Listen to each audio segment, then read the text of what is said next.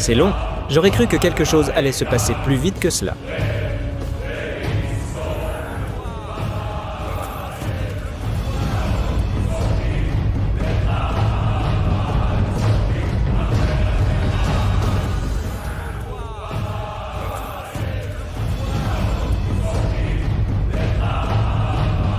Criez plus fort.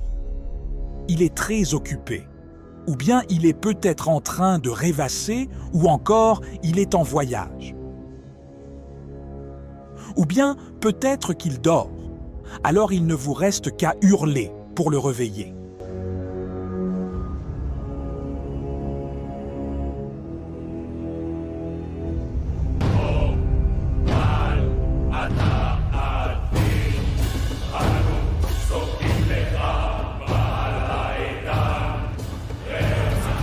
Ô Baal, tu es le plus grand, et nous sommes tes humbles serviteurs. Descends à nous.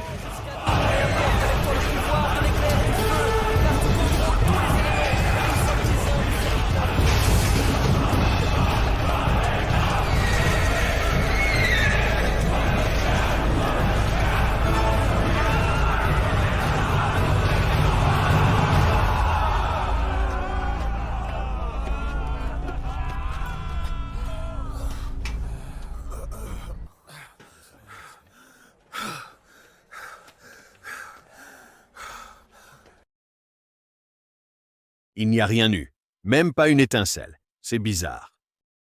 Je ne comprends rien à ce qui se passe. Approchez-vous de moi.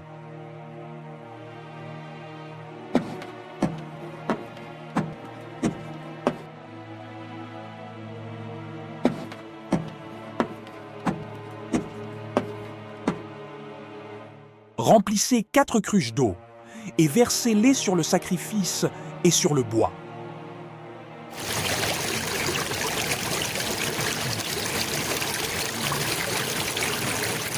Faites-le une deuxième fois.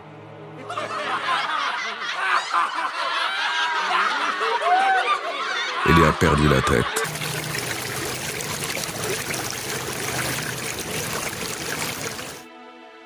Tout le bois est trempé. Je ne vois pas comment ça va pouvoir prendre feu. Maintenant, faites-le une troisième fois. Si Baal n'a pas pu mettre le feu à un autel à bois sec, comment est-ce que le Seigneur Dieu va-t-il mettre le feu alors que le bois est trempé?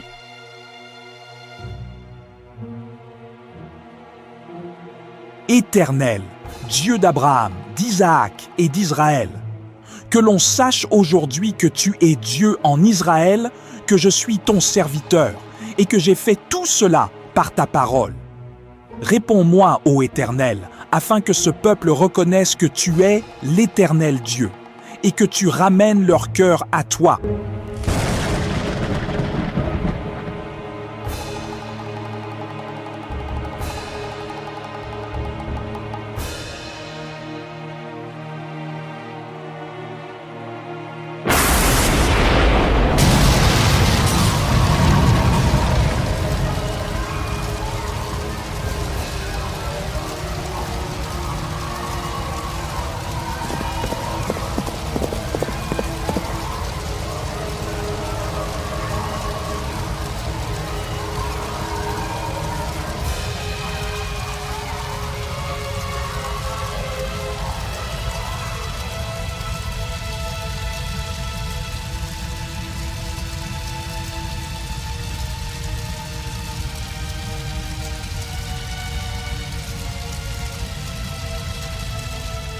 Le Seigneur est le vrai Dieu. Gloire au Seigneur.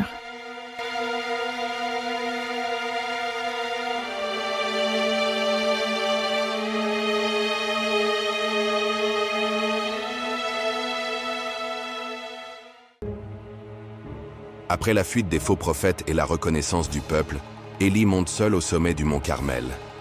Là, il se prosterne humblement devant Dieu et prie avec foi. Il envoie son serviteur regarder du côté de la mer. Mais il ne vit rien. Le ciel est toujours vide.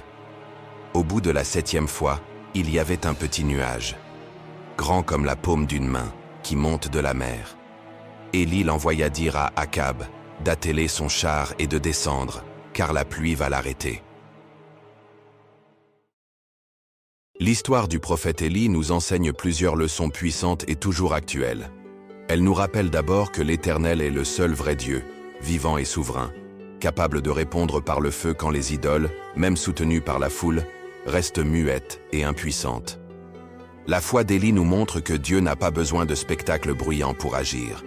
Il écoute la prière simple, fervente et pleine de foi.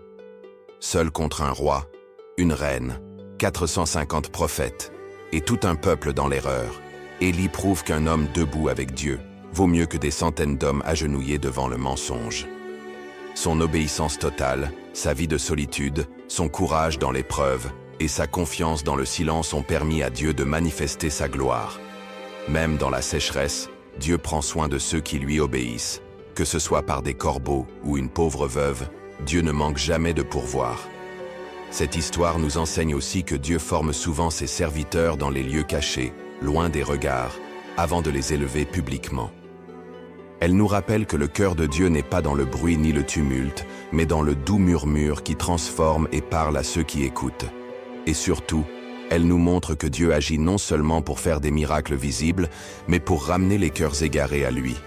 Car ce qu'il cherche avant tout, ce n'est pas l'admiration, mais la repentance sincère, la foi vivante et un peuple prêt à revenir à lui de tout son cœur. Ce n'est pas par la force, ni par les mots, mais parce qu'il a cru que l'Éternel est le seul vrai Dieu.